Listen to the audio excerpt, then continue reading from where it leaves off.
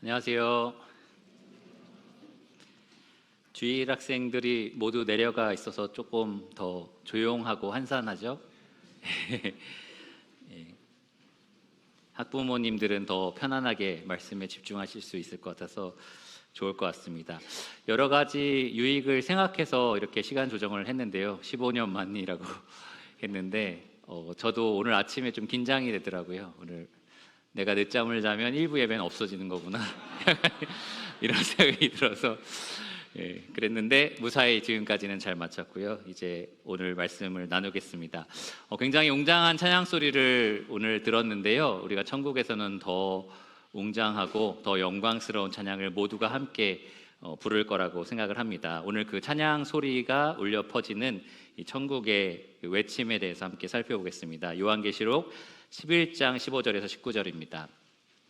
오늘은 요한계시록 11장 15절에서 19절 말씀으로 왕께 경배하라 라는 제목으로 함께 말씀을 나누겠습니다. 1945년 8월 무슨 일이 있었는지 혹시 아십니까? 8월 15일 우리가 광복 해방이 된 그러한 해이고 달이고 또 날입니다. 그로부터 한 9일 전, 그러니까 광복절 9일 전에 8월 6일이죠. 그 연합군이 히로시마, 일본 제국의 히로시마에 떨어뜨린 폭탄이 있습니다. 그게 이제 우리나라의 광복을 가져온 아주 큰 사건이었죠. 무엇인지 아십니까? 핵폭탄, 원자폭탄이라고도 합니다. 핵폭탄이 실제로 전쟁에 사용된 유일한 사례라고 해요. 6일에 이제 히로시마에 원자폭탄을 떨어뜨렸고 그때 엄청난 파괴력을 가졌습니다. 보여주었습니다. 이 폭탄이 떨어진 직후에 그 당일에 사망한 사람들을 세보니까 약 4만 5천 명에서 8만 3천 명 정도 됐다고 하고요. 그 이후에도 뭐 후폭풍이라든지 질병이라든지 방사능 같은 것 때문에 이제 사람이 많이 죽잖아요. 약 70만 명 가까이 이 핵폭탄 때문에 결국에 죽게 되었다고 합니다. 도시는 여러분 동탄, 수원 이렇게 여러 빌딩들이 잘 세워져 있는 도시 모습이었지만 폭탄이 떨어진 후에는 정말 완전히 초토화된 돌 위에 돌 하나 남지 않을 정도로 완전히 이렇게 초토화된 모습이 되었습니다. 그리고 나서 한 2, 3일 후에 나가사키라는 일본 도시에 연합군의 경고문이 하늘에서부터 쏟아져 내렸습니다. 저희가 어렸을 때는 삐라라고 얘기를 했는데요. 그 전단지 같은 거죠. 경고문이 하늘에서 떨어졌는데 그 내용이 무엇이냐? 며칠 전에 히로시마에 폭탄 떨어진 거 알지? 여기도 한 하루나 이틀 후에 떨어뜨릴 거다. 둘 중에 하나를 해라. 너희 왕 천황을 설득해서 항복을 받아내든지 아니면 지금 있는 그 도시를 떠나라 라는 경고문이 있었습니다. 그리고 이런 얘기도 있었어요. 우리 연합군은 아무리 많은 이 원자폭탄을 떨어뜨려서라도 반드시 이 전쟁에서 승리를 이루어낼 것이다. 하나만 떨어뜨린 게 아니고 2개만 떨어뜨린 것도 아니고 우리가 승리할 때까지 계속해서 이렇게 공격할 거다라는 경고문을 하늘에서 쏟아냈습니다. 만일 여러분이 그 시대에 이 지역에 살고 있는 시민으로서 그 경고문을 손에 봤다면 여러분 어떤 선택을 하시겠습니까? 설마 이런 일이 있겠어? 라고 할 수 없겠죠? 며칠 전에 떨어진 거 봤잖아요. 그러니까 둘 중에 하나입니다. 우리 왕을 설득해서 항복을 받아내든지 아니면 내가 도망가야겠구나. 둘 중에 하나의 선택을 해야 될 겁니다. 우리가 지금 살펴본 계시록의 말씀은 사실 이 하늘에서 떨어진 경고문과 같습니다. 어린 양 되신 예수 그리스도께서 그동안 여러분 살펴보신 것처럼 7인의 심판과 7 나팔의 심판을 땅에 이미 쏟아 부으신 상태인 거죠. 이 원자폭탄보다 훨씬 더 파괴적인 그러한 심판과 재앙이 땅에 쏟아졌습니다. 인구 몇만 명, 몇십만 명을 죽인 게 아니었어요. 인구의 절반, 인류의 절반을 죽이는 파괴력을 보였고요. 하늘이든 땅이든 바다든 그 속에 거하는 모든 것들에 이런 파괴적인 영향력을 미쳤습니다. 그리고서 주님께서는 계속해서 투항하지 않고 반항할 것인가 아니면 항복할 것인가 둘 중에 하나를 선택하라라고 경고를 하고 계십니다. 이 땅에 속해 있는 백성들은 사탄 마귀에게 속해 있는 사람들이에요. 어떻게 보면 천황 같은 거죠. 너희의 천황인 마귀를 설득해서 항복하든지 아니면 나에게 투항하든지 둘 중에 하나를 하라라고 하나님께서 이 하늘에서 지금 내려오는 이 두루마리, 이 경고문을 우리에게 보여주고 계십니다. 너희 왕 마귀는 절대 항복할 생각이 없으니까 나에게로 투항하라. 불바다가 되는 초토화될 이 땅의 백성으로 남아있든지 아니면 내 나라 내 백성으로 항복하든지 둘 중에 하나를 하라라고 주님께서는 계속 경고하고 계십니다. 오늘 우리가 살펴볼 본문에서는 일곱째 나팔 심판의 시작을 알리는 나팔 소리를 우리가 듣게 됩니다. 여러분 기억하시겠지만 막간에 요한이 본 환상이 하나 있었어요. 들었던 소리가 하나 있었는데 일곱째 나팔이 불 때에 하나님께서는 그 남은 비밀을 지체하지 않고 이루실 거다라는 소리를 들었었습니다. 그리고 오늘 본문에서는 그 일곱 번째 나팔이 울려 퍼집니다. 남은 하나님의 비밀이 이제 계속해서 이루어질 거다라는 얘기예요. 이 남겨진 하나님의 이 비밀은 요한계시록 나머지 부분에 기록되어 있는 내용인데요. 먼저 마귀의 최후 발악에 대해서 12장에서 14장까지 기록되어 있고 그 이후로는 하나님의 최종 승리에 대해서 15장에서 18장까지 기록되어 있습니다. 19장부터 22장까지는 영원한 하나님의 나라에 대해서 우리에게 말해줍니다. 오늘 이 나팔 소리와 함께 우리에게 익숙한 것은 재앙이 막 땅에 쏟아질 것 같은 그것을 기대하는데요. 사실 오늘은 나팔 소리와 함께 하늘에서 승리의 외침 소리를 우리가 듣게 됩니다. 하늘에 속해 있는 모든 백성들, 모든 예배자들이 한 목소리로 크게 우리 왕이 승리하실 것이다 라고 외치는 그런 외침을 오늘 우리가 듣게 될 겁니다. 그래서 오늘 본문에 담겨있는 이 승리의 외침을 우리가 가만히 들어보면서 우리가 이 땅에서 어떤 태도로 어떤 자세로 살아가는 것이 마땅한 것인지, 왕으로 다스리실 하나님에 대해서 우리가 이 땅에서 어떤 자세로 가지고 사는 것이 마땅한 것인지 좀 살펴보기를 원합니다. 그러면 본문을 찾으신 줄 알고 제가 본문을 읽겠습니다. 계시록 11장 15절입니다. 일곱째 천사가 나팔을 불매 하늘에 큰 음성들이 나서 이르되 세상 나라가 우리 주와 그의 그리스도의 나라가 되어 그가 세세토록 왕 노릇 하시리로다 하니, 하나님 앞에서 자기 보좌에 앉아있던 24장로가 엎드려 얼굴을 땅에 대고 하나님께 경배하여 이르되 감사하옵나니 옛적에도 계셨고 지금도 계신 주 하나님 곧 전능하신 이여 친히 큰 권능을 잡으시고 왕 노릇 하시도다. 이방들이 분노함에 주의 진노가 내려 죽은 자를 심판하시며 종 선지자들과 성도들과 또 작은 자든지 큰 자든지 주의 이름을 경외하는 자들에게 상 주시며 또 땅을 망하게 하는 자들을 멸망시키실 때로소이다 하더라. 이에 하늘에 있는 하나님의 성전이 열리니 성전 안에 하나님의 언약궤가 보이며 또 번개와 음성들과 우레와 지진과 큰 우박이 있더라. 네, 여기에서 우리가 처음으로 들을 수 있는 하늘의 외침은 바로 왕이 이기신다입니다. 왕이 이기신다. 왕이 반드시 승리하시고 모든 나라를 통치하실 거다라는 승리의 외침을 들을 수 있습니다. 그에 대한 우리의 합당한 태도는 회개하라입니다. 왕이 온 세상을 정복하실 거니까 왕에게 대항하는 자는 다 멸망받겠죠. 그러니까 회개하라, 항복하라, 투항하라 라고 우리가 태도를 가질 수 있습니다. 여기 15절을 보시면 일곱째 천사가 나팔을 불었습니다. 그리고 나서 요한이 무엇을 듣죠? 하늘에서 나는 큰 음성들을 듣습니다. 여기 음성들이라는 것은 음성이라는 한 소리를 말하나요? 아니면 음성들, 여러 소리를 말하나요? 여러 소리를 말합니다. 계시록에서 음성에 대해서 복수로 이렇게 표현한 유일한 본문입니다. 과연 하늘에서 어떤 여러 소리가 들릴 수 있을까? 여러분 계시록 4장과 5장의 천국 예배를 제가 말씀드릴 때에 이 천국에서 하나님을 예배하는 여러 대상들이 있었던, 여러 존재들이 있었다는 것을 여러분 기억하실 겁니다. 첫 번째로 네 생물이 있었어요. 높은 반열의 천사들, 높은 반열의 천사들이 보좌에 계신 분께 예배를 드렸었습니다. 두 번째로는 24장로들, 오늘 본문에도 나오는 24장로들이 하나님께 예배를 드렸습니다. 24장로들은 거룩함을 입은 성도들을 가리킵니다. 휴거된 교회라고도 말을 하는데요. 이들이 하나님께 음성으로 예배를 드렸었습니다. 세 번째로는 이 네 짐승과 24 장로들을 둥그렇게 둘러싸고 있는 천천히요 만만인 숫자, 누구를 말할까요?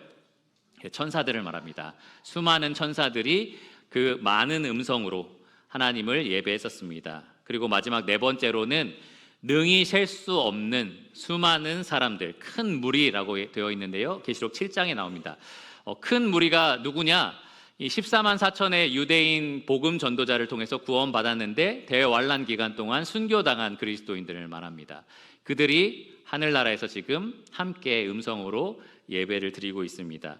이 많은 사람들이 아까 임마누엘 이 인원들이 찬양을 해도 웅장하다라는 게 우리가 조금 느껴졌잖아요.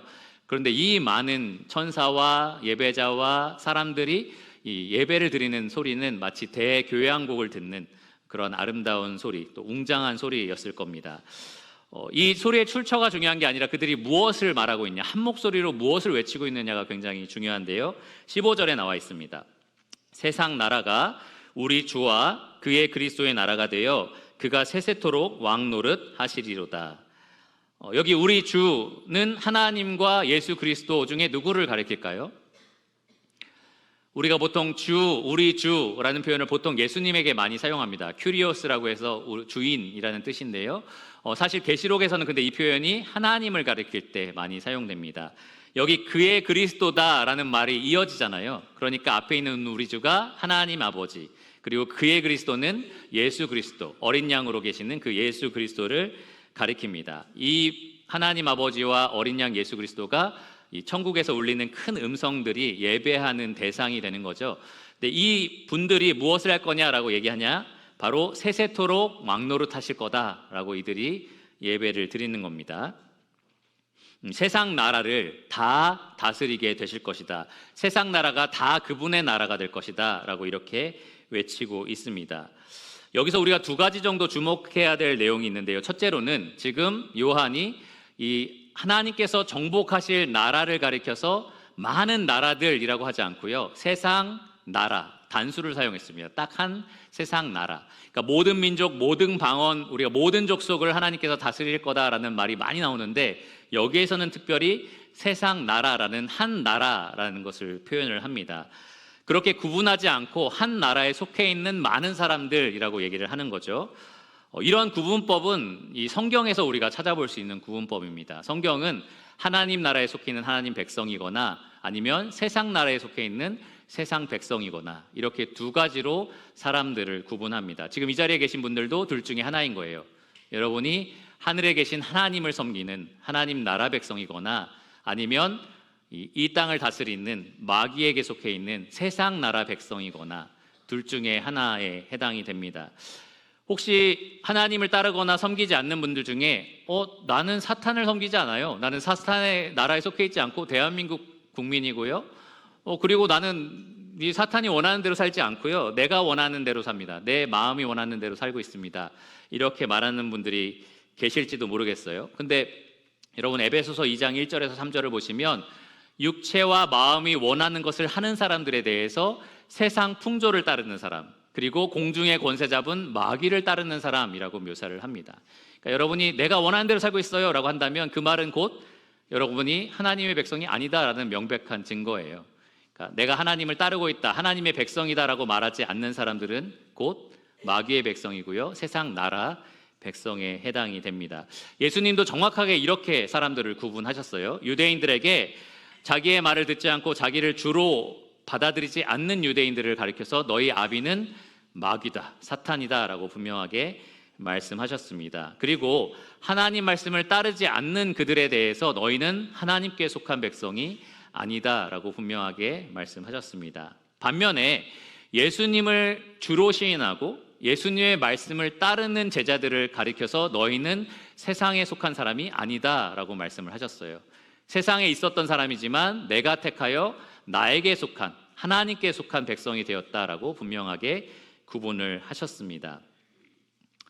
그런데 여러분, 우리 하늘에서 울리는 이 여러 음성들이 뭐라고 말을 했습니까? 그 두 나라의 전쟁 중에서 누가 승리한다고 얘기를 하는 거예요? 하나님 나라가 세상 나라를 정복하게 될 거다라는 겁니다. 세상 모든 나라가 하나님 나라에 귀속될 거다라고 이야기를 했습니다. 그러니까 이 자리에 계신 모든 분들, 저를 포함해서 우리가 어느 나라에 속할지를 신중하게 결정해야 됩니다. 아까 나가사키에 쏟아진 경고문에서 투항하든지 죽든지 선택하라 라고 했던 것처럼 지금 하나님께서 경고를 하시는 거예요. 어느 나라에 속해 있는지를 결정하라. 정복할 나라에 계시겠습니까? 아니면 정복당하는 나라에 속하시겠습니까? 정복하는 나라에 속하는 것이 맞습니다. 제가 아까 아래층에서 그 질문을 했었어요. 일제시대에 친일파, 나 같으면 일제시대에 친일파 행동을 하겠다라고 생각하는 분 손 들어보라고 하니까 아무도 손을 안 드시더라고요. 그래서 그러면 우리가 지금 해방이 됐고 나라를 되찾았기 때문에 친일파를 찾아서 막 이렇게 얘기를 하지만 일본이 우리를 점령한 이후에 우리나라는 사라지고 계속 영원토록 일본이 다스린다고 했을 때 친일파 할 사람 하니까 여기저기서 막 손을 들더라고요. 왜 그렇죠? 그들이 악하고 나쁜 나라인 건 사실이지만 그들이 결국 정복해서 다스리게 될 것이 분명하다면 우리가 이제 그런 선택을 하게 되는 겁니다. 근데 하나님 나라는 악하고 나쁜 나라가 아니에요. 선하고 모든 악을 정복할, 모든 악을 심판할 그러한 선한 나라, 그리고 아름다운 나라입니다. 그 나라가 정복하게 될 이 세상 나라에 우리가 여전히 속해 있다면 우리는 사실 심판을 자처하는 일을 스스로 선택하는 것과 같습니다. 하나님 나라는 절대로 이 하나님의 계획하신 그 계획대로 이 하나님 나라가 반드시 이루어진다는 것을 우리가 기억해야 합니다. 하나님 나라가 이 땅을 다스리게 되는 그 하나님의 계획은 절대로 변하지가 않습니다. 분명하게 확실하게 하나님께서 이 땅을 다스리게 될 거다라는 것이 이 본문에도 분명히 나와 있습니다. 그것이 우리가 두 번째로 주목할 내용인데요. 확실성에 대한 얘기입니다. 여기 보시면 세상 나라가 우리 주와 그의 그리스도의 나라가 된다라는 표현이 있어요. 된다. 여기 되다라는 단어가 영어로 become이라고 하는데 become 지금 주일 학생들 다 내려갔으니까 아시죠? become 정도는 아실 겁니다. 그러니까 된다라는 이 단어가 원어로는 미래적 과거형으로 사용이 되었습니다. 미래적 과거형. 좀 이상하죠? 과거면 과거고 미래면 미래지. 미래적 과거형은 또 뭐야? 라는 생각이 드실 겁니다. 무슨 말이냐 하면 왜 이런 특별한 방법이 사용됐냐 하면 마치 과거에 어제 일어난 일을 우리가 보는 것처럼 미래의 일이 그만큼 확실하게 일어날 거다라고 생각해서 쓰는 그러한 용례입니다.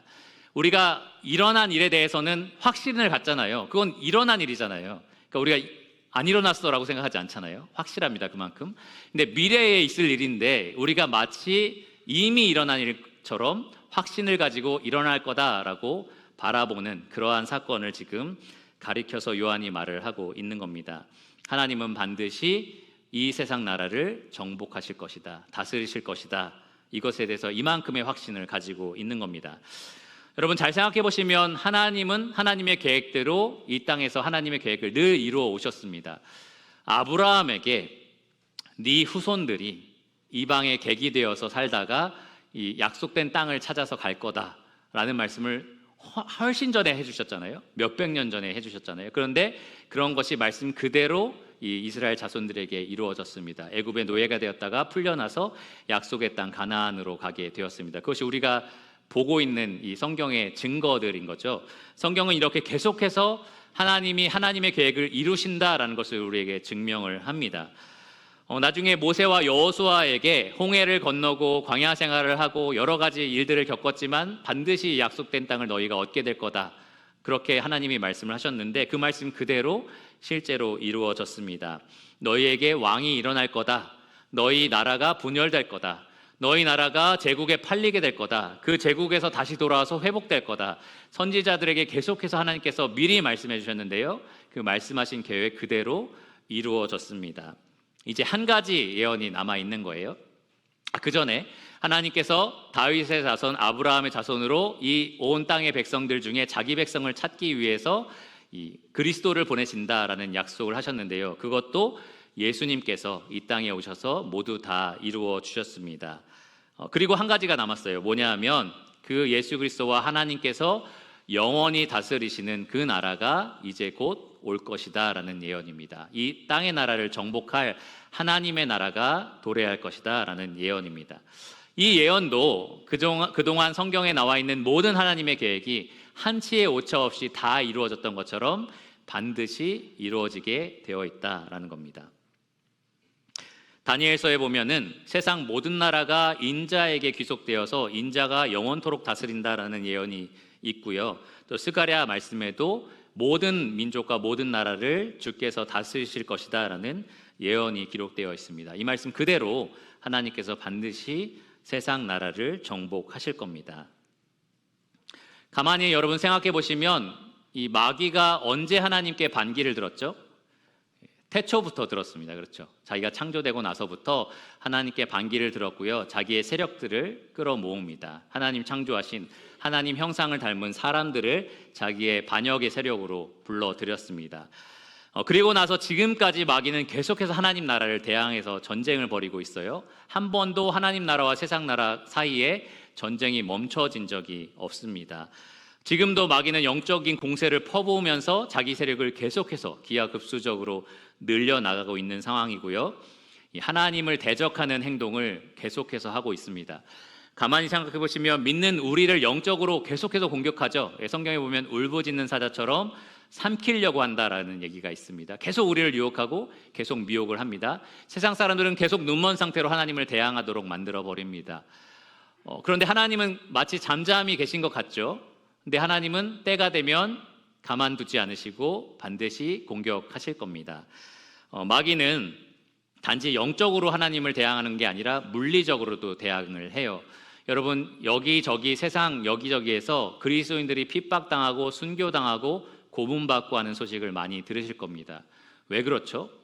왜 하나님 믿는 사람들이 이런 고난을 당하죠? 이게 지금만 그런 게 아니라 역사적으로 내내 그래왔잖아요. 왜 그렇습니까? 세상 나라가 하나님 나라를 대적하고 있기 때문입니다. 영적으로뿐만 아니라 물리적으로도 그렇게 공격하고 있습니다. 그런데 하나님이 지금은 오래 참고 계십니다. 아무도 멸망하지 않고 회개하기에 이르기를 원하기 때문에 오래 참고 계시는 거예요. 근데 하나님 정하신 때가 되면 하나님 지체하지 않으시고 이 세상 나라를 정복하러 오시겠다라는 겁니다. 이것이 너무나도 명확하기 때문에 마치 과거에 일어난 일처럼 명확하기 때문에 지금 하늘에 있는 예배자들이 한 목소리로 크게 승리의 외침을 하고 있습니다. 하나님 오래 참고 계시다가 정하신 그때가 되면 이 진노의 원자폭탄을 이 세상 나라에 떨어뜨리실 겁니다. 단지 영적으로가 아니라 물리적으로도 이 세상을 심판하실 겁니다. 그 전에 아직 하나님 나라 백성이 아닌 분들이 이 가운데 계시다면 이 경고의 말씀을 흘려듣지 마시기를 바랍니다. 하나님은 반드시 이 세상을 정복하러 오실 겁니다. 홀로 다스리는 왕이 되실 겁니다. 반반 나눠서 다스리는 게 아니고요. 홀로 다스리는 왕이 되실 겁니다. 러시아가 우크라이나를 침범했을 때 저는 21세기에 이런 전쟁이 가능한가라는 생각을 했어요. 아무도 이것을 막을 사람이 없는가? 그냥 강대국이 밀고 들어오면 그냥 이렇게 당하는 것이 전쟁인가라는 생각을 했던 거죠. 그런데 그 누구도 대항할 수 없는 권세와 권능을 가진 하나님의 나라가 이 세상 나라를 침범하고 들어오는 것을 누가 막을 수 있겠습니까? 누가 거기에 대항할 수 있겠습니까? 그러한 전쟁이 반드시 시작된다라는 겁니다. 지금은 투항할 기회가 있습니다. 지금은 항복할 수 있는 그러한 기회가 열려 있습니다. 하나님께서는 여러분에게 이 말씀, 하늘에서 내려오는 이 경고문을 통해서 여러분에게 항복할 것을 권하고 계십니다. 항복하는 거 어렵지 않아요? 그분의 평화사절단, 평화의 사자이신 그 아들에게 입맞추는 겁니다.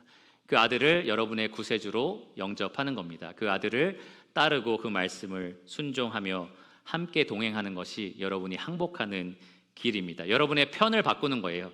내 육체와 마음이 원하는 대로 사는 이 세상 나라에 속한 백성처럼 사는 것이 아니라 이제 하나님과 그의 아들 예수 그리스도에게 속해 있는 사람처럼 그렇게 살아가는 겁니다. 내 노력과 열심으로 그렇게 한다는 말은 아닙니다. 주께서 여러분을 그렇게 만들어 주실 겁니다. 계시록 1장 5절에서 6절을 보면 요한이 예수님에 대해서 이렇게 말을 했습니다.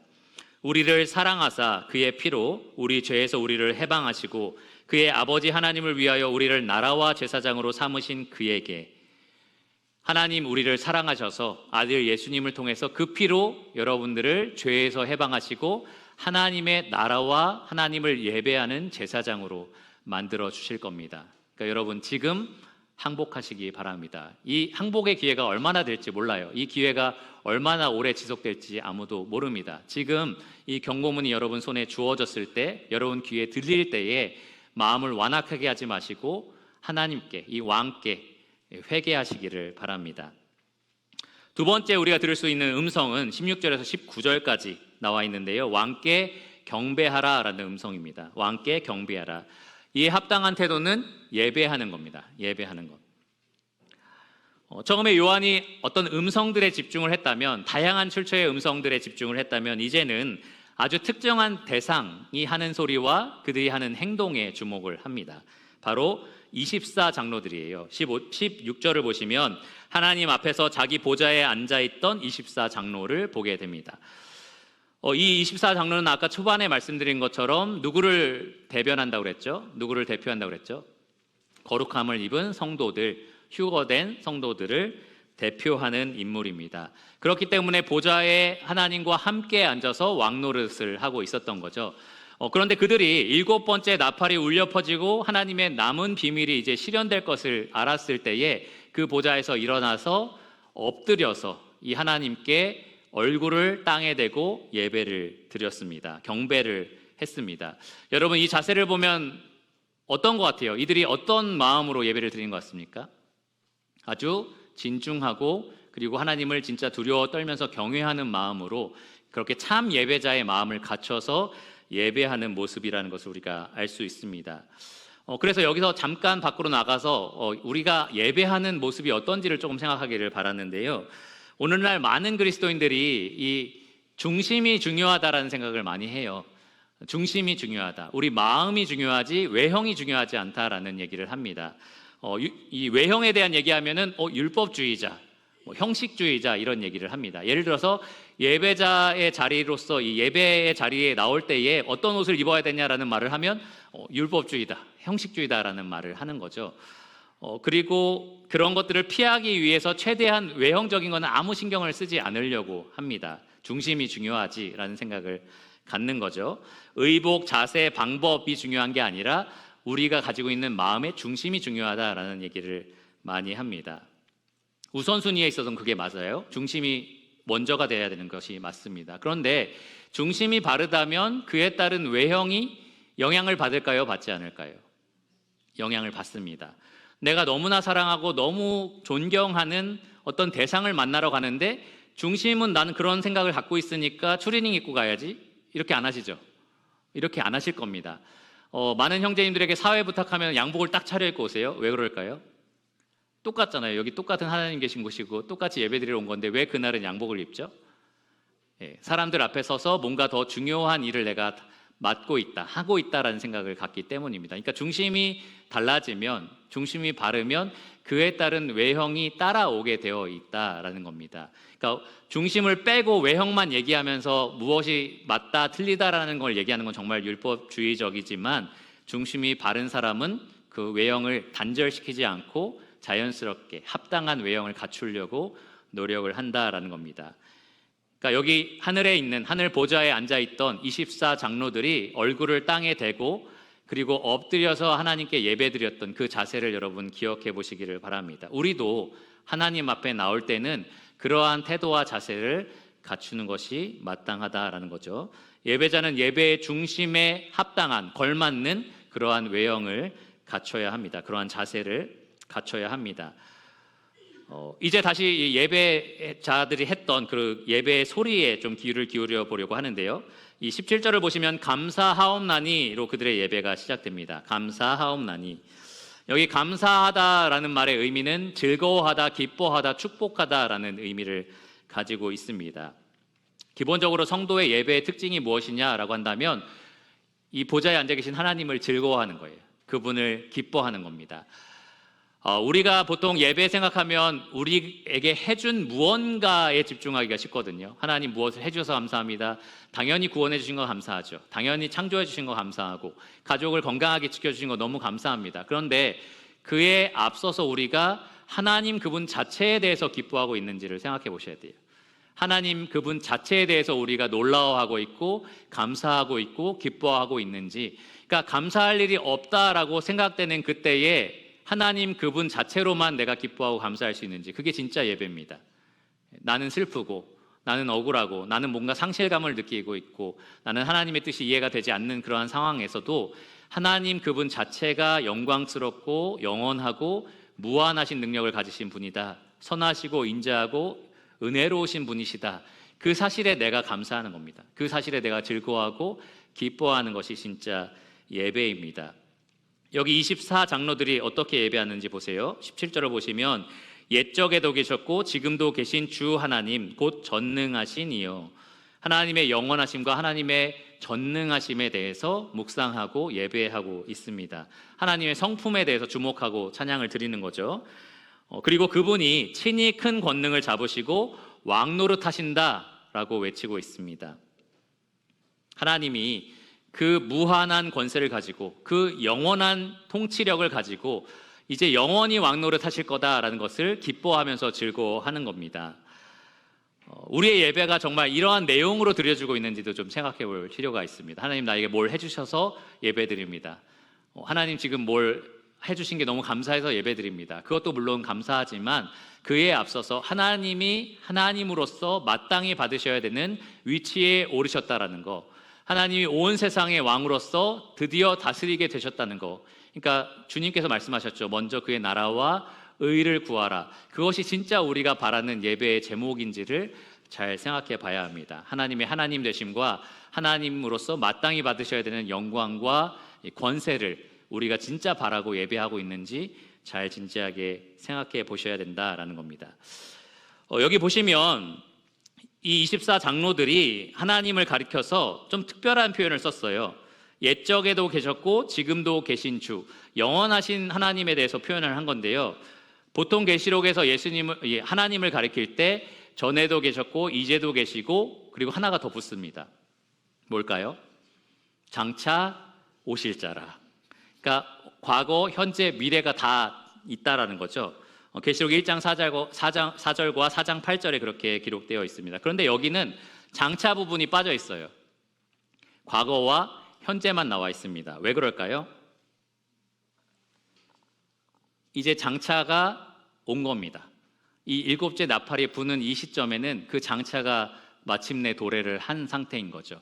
미래에 그런 일이 있을 거다라는 찬양을 늘 드려왔던 성도들이 이 시점에는 이제 시작됩니다라고 노래를 하는 겁니다. 이제 친히 권능을 잡으십니다. 그리고 이제 영원토록 다스릴 겁니다라고 찬양을 드립니다. 그래서 다 과거형으로 쓰였어요. 마치 일어났던 일처럼 하나님께서는 권능을 잡으셨고 그리고 계속 다스릴 겁니다라고 이렇게 예배를 드립니다. 그리고 이어지는 경배의 내용을 보면 하나님의 어떠하심에서 이제 넘어가서 하나님이 하실 일에 대해서 찬양을 합니다. 18절에 보시면 이렇게 얘기를 해요. 이방들이 분노하며 주의 진노가 내려 죽은 자를 심판하시며 종 선지자들과 성도들과 또 작은 자든지 큰 자든지 주의 이름을 경외하는 자들에게 상 주시며 또 땅을 망하게 하는 자들을 멸망시키실 때로소이다. 가만히 살펴보시면 처음과 끝이 같은 대상을 가리킵니다. 누구죠? 악한 사람들을 가리켜요.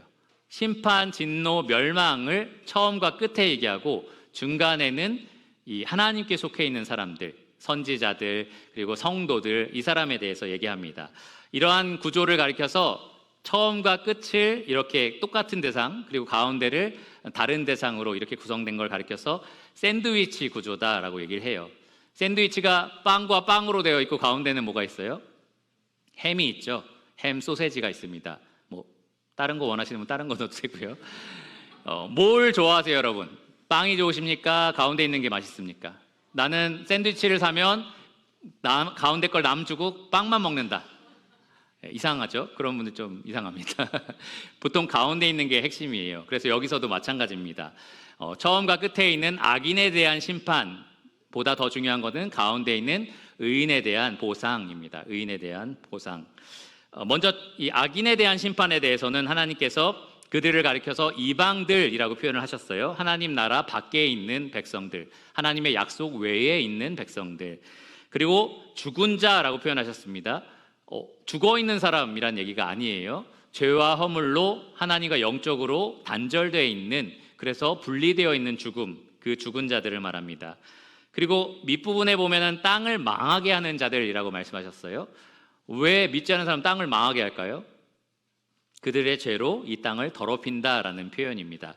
계시록 19장 2절에 보면 음행으로 땅을 더럽게 한다라는 표현이 있어요. 그들의 죄로 이 땅을 더럽게 하는, 그래서 악인들을 가리킵니다. 하나님 반드시 악인들을 벌하실 거고 진노를 내리실 거고 심판하실 거고 멸망시키실 거다, 이렇게 이 24장로들이 노래를 한 겁니다. 그리고 가운데 있는 핵심 내용, 바로 이 하나님 나라 백성들에게는 상 주실 거다라는 내용이 이어집니다. 종선지자들, 성도들, 그리고 작은 자든지 큰 자든지 주의 이름을 경외하는 자들, 좀 다양한 이름으로 불리고 있는데요. 이렇게 정리할 수 있습니다. 선지자들은 하나님께서 하나님의 비밀, 하나님 말씀을 대언하게 하신 종들을 가리키고요. 성도들은 그 말씀을 듣고 거룩함을 입고 하나님을 위해서 살아가는, 죽도록 충성하는 그런 하나님 나라 백성들을 가리킵니다. 그리고 그 모두를 총칭해서 작은 자든 큰 자든 하나님을 진정으로 경외하는, 예배하는 사람들을 말합니다. 이들 모두에 대해서 하나님께서는 상 주신다라고 이렇게 약속을 하셨습니다. 이것에 대해서 이 24장로들이 노래를 하는 겁니다. 여기 지금 심판하신다, 진노를 내리신다, 멸망시킬 거다, 상 주신다라는 동사도 다 과거형이 사용되었습니다. 그러니까 이 본문에서는 지금 다 하나님 하실 일들을 과거형으로 사용을 하는 거예요. 그러니까 마치 과거에 있었던 것처럼 확실히 일어난다라는 것을 강조하면서 이 24장로들이 예배를 드리는 겁니다. 실제로 이 대환란 기간에, 아직 대환란 기간이 멈추지 않은 상태잖아요. 일곱째 나팔이 불 때는. 그리고 악인들이 여전히 최후 발악을 하고 있는 상황이고 의인들은 핍박을 받고 있는 상황이지만, 이 하늘나라에 있는 24장로들은 이제 그것이 곧 끝난다라고 이렇게 외치고 예배를 드리는 겁니다. 이 하나님이 이루실 계획에 대해서 확신을 가지고 바라보면서 기뻐하면서 그렇게 하나님을 진정으로 예배하고 있습니다. 이 예배의 절정이 19절에 나와요. 이들이 이렇게 한 목소리로 기뻐하면서 예배할 때에 그 절정의 장면이 19절에 나옵니다. 뭐냐 하면 하나님의 임재를 보게 되는 거예요. 요한이 하나님의 임재를 보았습니다. 19절에 보시면 하늘에 있는 하나님의 성전이 열리는 것을 봤다라고 되어 있어요. 성전이 이 사람들이 쉽게 들어갈 수 없도록 구분되어 있잖아요. 이방인은 어디까지, 또 남자는 어디까지, 여자는 어디까지, 남자 중에서도 제사장은 어디까지, 또 대제사장은 어디까지라는 것이 다 구분되어 있습니다. 특별히 지성소, 언약궤가 있는 그곳은 하나님의 거룩하신 임재가 있는 곳으로 해서 대제사장들도 함부로 들어갈 수 없는 그러한 장소였습니다. 그런데 이 하늘에 울려 퍼지는 예배를 들었을 때에 하늘을 보니까 하늘에 있는 성전이 열리는 거예요. 그 성전이 열리면서 그 안에 있는 언약궤가 보인 겁니다. 하나님께서 그들과 함께하고 계신다, 그 임재를 보여주고 계신다라는 것을 요한이 봤습니다. 하나님 보통 영광스럽게 나타나시는 것을 우리가 현현이라고 하는데요, 그때 동반되는 것들이 무엇이냐? 번개, 음성들, 우레, 지진, 큰 우박 같은 것들이 나옵니다. 하나님의 권세, 능력들을 상징하는 거예요. 그런 것들이 이 요한이 보는 환상 속에 같이 나왔던 겁니다. 그러니까 하나님이 이 성도들의 예배를 받으시고 그 가진 능력과 권세와 그리고 주권을 통해서 그들이 예배하는 대로 이 땅을 통치하실 거고 악인을 멸하실 거고 의인들에게 상 주실 거다라는 것을 분명하게 보여주는 아름다운 장면입니다. 근데 여러분, 24장로들이 이렇게 예배했다라고 지금 말씀을 드리고 있잖아요. 하나님이 곧 다스릴 거에 대해서, 하나님의 어떠하심에 대해서 이렇게 외치고 찬양 부르고 예배할 거다, 그리고 엎드려서 이마를 땅에 대고 하나님께 경배할 거다라고 지금 말씀을 드리는데요, 가만히 생각해 보시면 이 24장로들은 누구를 가리키는 거죠? 거룩함을 입은 성도들, 온전히 거룩함을 입은 성도들, 휴거된 성도들. 그러면 여러분들을 가리키는 거 아닙니까? 여러분들. 그러니까 여러분들이 휴거되어서 온전히 거룩함을 입었을 때 이와 같은 찬양을 드리게 될 거다라는 말이잖아요. 그러니까 저는 말씀을 공부하면서 미래로부터 나의 목소리를 듣는 것과 같다라는 생각을 했습니다. 미래에 하나님의 성전에서 내가 외치게 될 찬양 소리를 내가 지금 듣고 있구나라는 생각을 하게 된 거죠. 여기 나와 있는 찬양은 그래서 우리의 찬양이고요. 여기 나와 있는 24 장로들의 고백은 우리가 드리게 될 고백입니다. 우리가 밤낮 바라보고 기뻐하며 즐거워할 하나님의 임재와 영광은 여기 나와 있는 그것은 우리가 곧 보게 될 그러한 임재와 영광입니다. 가끔 드라마나 영화 보면은 미래에서 온 소리 그런 거 있잖아요. 미래에서 이런 일이 있을 건데 조심해 하면은 이제 주인공들이 듣고, 근데 어쩌면 미래에서 우리가 부르는 이 찬양 소리 때문에 우리가 이것을 들으면서 지금 내가 이렇게 살아야겠다라는 교훈을 우리가 분명히 얻을 수 있습니다. 내가 앞으로 그렇게 될 사람이라면 지금도 이렇게 살아야 되는 게 아닌가라는 생각이 드는 거죠. 하나님 앞에서 우리가 이렇게 예배할 사람들이라면 지금 우리가 어떤 예배자가 되어야 할지 두 가지 교훈을 찾아보고 말씀을 마치겠습니다. 하나는 공예배에 대한 적용이고요. 또 하나는 삶의 예배에 대한 적용입니다. 하나는 교회로서 우리가 함께 모일 때 일어나는 일이고요. 또 하나는 교회 지체로서 각각 흩어질 때 적용할 수 있는 교훈입니다. 첫 번째, 우리가 모일 때에, 우리가 공예배를 드리기 위해서 함께 모일 때에 우리는 영적으로 하나님이 거하시는 성전입니다. 하나님이 거하시는 성전. 하나님께서 우리 가운데 실제로 임재하십니다. 이 요한이 본 언약궤, 성전 안에 있는 그 임재의 장소처럼 우리가 모이는 장소는 꼭 이 유평교회 예배당이 아니고요. 성도가 모이는 그곳에는 하나님께서 임재하십니다. 그 영광스러운 모습으로 우리와 함께 계시고요. 우리의 예배를 기뻐 받으십니다. 여러분, 그 하나님께 나아가는 예배를 드리신다라는 생각을 가지고 주일마다 오고 계십니까? 오늘 노래는 좀 짧고 오늘 찬양은 좀 늘어지고 이런 생각을 하고 계시다면 여러분 생각을 좀 바로잡을 필요가 있습니다. 더 좋은 예배를 위해서 생각하는 것은 그럴 수 있지만 내가 예배자로서 하나님께 어떠한 태도와 자세로 나아가야 하는지는 계속해서 여러분에게 질문거리가 돼야 합니다. 우리가 장차 하나님 나라에서 드릴 예배를 생각해 보라는 거죠. 우리가 영원토록 하나님을 이렇게 기뻐하고 예배할 사람들인데 지금 그것을 매주 맛보는 이 시간에 우리가 과연 어떤 사람으로 예배를 드리고 있는지 스스로 점검해 보시기를 바랍니다. 상습적으로 공예배를 빠지는 사람들이 있어요. 계속해서 안 나오는 거죠. 그런 사람들에 대해서 저는 이제 안타까운 마음으로 계속 나와라라고 얘기를 하는데요. 사실 그 안타까운 마음도 있지만 두려운 마음도 같이 있습니다. 이렇게까지 하나님의 임재하시는 예배를 소홀히 여기는 사람이 영원한 하나님 나라에서 영원토록 그분을 기뻐하실 거다라는 확신이 저한테 없어서 그래요. 지금 하나님을 무시하고 지금 하나님을 예배하는 자리를 경홀히 여기는 사람이 어떻게 장차 하나님 앞에서 그분을 경외하고 예배하는 사람이 될 것인가, 그것에 대한 확신이 없어서 그렇습니다. 그러니까 여러분도 스스로를 잘 점검해 보시기를 바랍니다. 나는 어떠한 태도로, 어떻게 두렵고 떨리는 마음으로 하나님을 예배하기 위해서 나오는가, 그리고 내가 그런 중심을 가졌다면 나의 외형에 그것이 어떻게 반영되고 있는지를 생각해 보시기를 바랍니다. 입는 옷이라든지 예배드리는 자세라든지 태도라는 것들을 잘 점검해 보시기를 바랍니다. 여러분이 구하고 있는 예배의 제목들, 내용들도 한번 생각해 보세요. 내가 지극히 이 땅에 있는 것들을 구하면서 예배하고 있지 않은가. 공예배에 나오지 않는 것뿐만 아니라 나와도 계속 내 생각이, 내 자세가, 태도가 그냥 딴 나라에 가 있는 사람들도 있어요. 계속 삐딱하고 부정적인 생각을 가지고 있는 그러한 사람들도 있습니다. 그런 여러분이 주님이 오시면 영원히 기뻐하면서 하나님을 예배한다?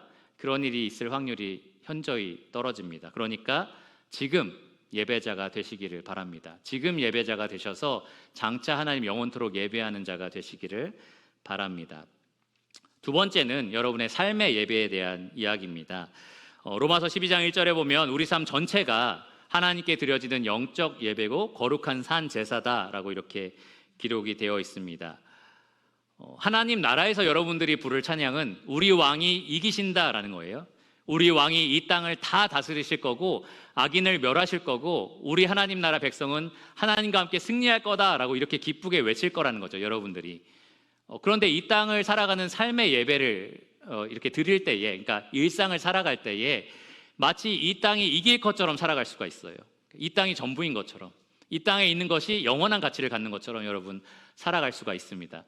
나중에 여러분의 입술에서는 하나님이 모두 통치하실 거고 다스릴 거다라고 노래할 건데 지금 여러분의 삶이 말하는 노래는 그냥 이 땅이 좋아요, 사는 게 행복해요, 이 땅이 이길 것 같아요 라고 하면서 살 수 있다라는 겁니다. 만약에 그렇다면 하나님 이 땅에서 무엇을 주고 주지 않는 거에 따라서 여러분의 예배가 달라질 거고요, 여러분이 하나님께 실망한다면 하나님께 예배 드리는 것도 포기하게 될 겁니다. 좌절하고 낙심해서 내가 하나님 왜 예배해야 돼? 뭐 그분이 왕이고 높은 거 알겠고 예배 받으셔야 된다는 거 알겠지만 마음에서 우러나오지 않는 거죠. 왜 예배해야 돼? 라는 생각을 하는 겁니다. 근데 여러분의 마음을 이 하늘에서 울려 퍼지는 이 승리의 외침에 둔다면 지금은 이렇지만, 지금은 내가 인내해야 하지만, 지금은 내가 하나님을 바라보면서 참아야 하지만 반드시 우리가 승리합니다. 반드시 우리 왕이 이 나라를 정복하실 겁니다. 그러한 마음으로 여러분이 일상을 살아갈 수 있을 겁니다. 아까 광고 시간에 보니까 우리가 해야 될 봉사가 많더라고요. 밑에 내려가서도 할 게 있고 창고도 치워야 되고, 여러분 형제님들 설거지 하느라고 고생 많으시죠? 여러 가지 봉사들이 있습니다. 교회 안에서 하는 봉사도 있고요, 교회 밖에서 하는 직장 일도 있습니다. 근데 그러한 많은 일들을 성경은 죽게 하듯 하라라고 얘기를 합니다. 그게 우리의 예배라고 해요. 여러분 직장에서 하는 모든 일들이 예배고요, 교회에서 하는 모든 봉사가 예배입니다. 왜 그러냐 하면 하나님이 이것을 통해서 영광 받으시고 여러분 하는 모든 것을 통해서 여러분께 상 주실 것이기 때문입니다. 그러니까 여러분 주변에 하나님 일을 하는데 혹은 직장 일을 하는데 왜 하는지 모르겠어, 뭐 월급날만 기다려, 이런 말들을 그리스도인들이 한다면 여러분들이 옆에서 얘기해 주셔야 돼요. 우리 왕을 위해서 합시다. 우리 주님을 위해서 합시다. 이거에 대해서 분명히 보상하실 겁니다. 교회 일도 마찬가지예요. 막 지겹고 힘들고 막 지치고 그러면은 이제 짜증이 나잖아요. 근데 그런 일이 있을 때마다 우리 왕을 위해서 내가 한다, 이것을 왕께서 기뻐하신다라는 마음으로 그렇게 일하시기를 바랍니다. 때로는 이 사이비 교주들이 이런 식으로 사람들을 굴려요. 그러니까 이 교주인 나를 위해서, 내 영광을 위해서 해라. 그러면 성도들이 막 서로 격려하면서 막 하더라고요. 그걸 보면서 너무 안타깝다, 저런 헛되고 헛된 교주를 위해서 저렇게 충성하다니라는 생각을 하는데요. 또 한편 저런 엉터리 같은 교주를 위해서 저렇게까지 충성하는데 우리는 정말 왕 중의 왕이시고 이 온 천하를 다스리실 왕을 위해서 어떤 충성심을 가지고 있는가라는 생각을 할 때가 있습니다. 우리의 왕은 영원하고 무한한 권세를 가진 그러한 왕이실 뿐만 아니라 우리를 위해서 그 아들을 내어주기까지 하신 그런 사랑과 은혜와 자비가 넘치시는 왕이십니다. 그러니까 일상 가운데 그 왕을 위해서 살아가시기를 바랍니다. 그것이 여러분이 드릴 영적 예배입니다. 베드로는 베드로 후서에서 이 세상이 곧 불살라질 거다라고 말씀을 전했어요. 그리고 하나님께서 반드시 악인을 멸망시키실 거고 의인에게 보상하실 거다라고 얘기하면서 이 일이 이렇게 풀어질 건데 너희가 어떠한 사람이 되어야 마땅하냐라고 질문을 했습니다. 지금 계시록 말씀 통해서 종말에 대한 말씀을 여러분 계속 듣고 계시는데 여러분이 매주 스스로에게 던져야 될 질문, 그리고 매일매일 살아갈 때에 순간순간 여러분에게 해야 할 질문입니다. 이게 정말 하나님이 앞으로 하실 일이 분명한데 그러면 나는 어떻게 사는 것이 마땅할까? 이 질문을 하시기 바랍니다. 베드로는 그 질문의 정답을 같이 제공했어요. 거룩한 행실과 경건함으로 하나님의 날이 임하기를 바라보고 간절히 사모하라. 여러분 삶의 현장에서 거룩하고 경건한 행실로 예배드리는 자가 되시기를 바랍니다. 그리고 언제 어디에 있든지 곧 하나님 나라가 임하신다, 곧 하나님께서 다스리는 그날이 온다라는 그 생각을 가지고 사모하시기를 바랍니다.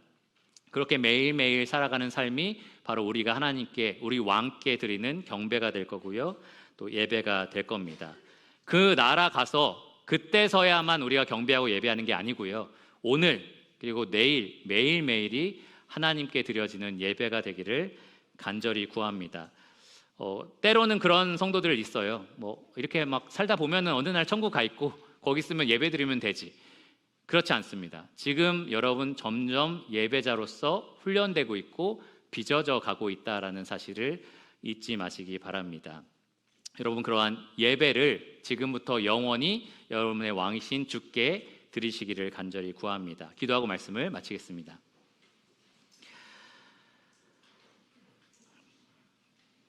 하나님 감사합니다. 주님께서 이 말씀을 통해서 우리에게 분명하게 보여주신 하나님의 계획들을 통해서 우리가 장차 이 땅에 또 이 세상 나라에 어떤 일이 일어나게 될지 분명하게 알게 되었습니다. 주님, 우리가 이 땅에 살아가면서 미지근한 마음과 또 무지로 이 사실들을 잊어버리고 세상 사람과 똑같은 삶을 살아갈 때가 참 많습니다.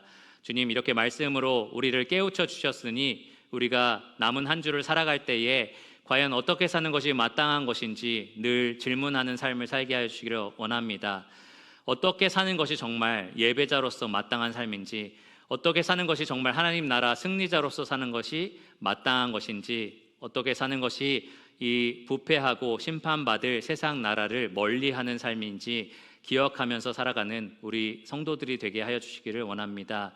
이 땅을 살아갈 때에는 낙심할 일이 많고 또 실망할 때가 많고 또 마귀와 세상이 주는 유혹과 또 핍박이 많지만 주님, 우리는 곧 승리하게 될 것입니다.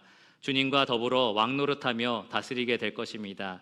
그러한 자부심과 또 그러한 사모하는 마음을 가지고 이 땅을 힘있게 살아가고 오래 참고 주님과 함께 고난을 기쁨으로 견디게 하여 주시기를 원합니다.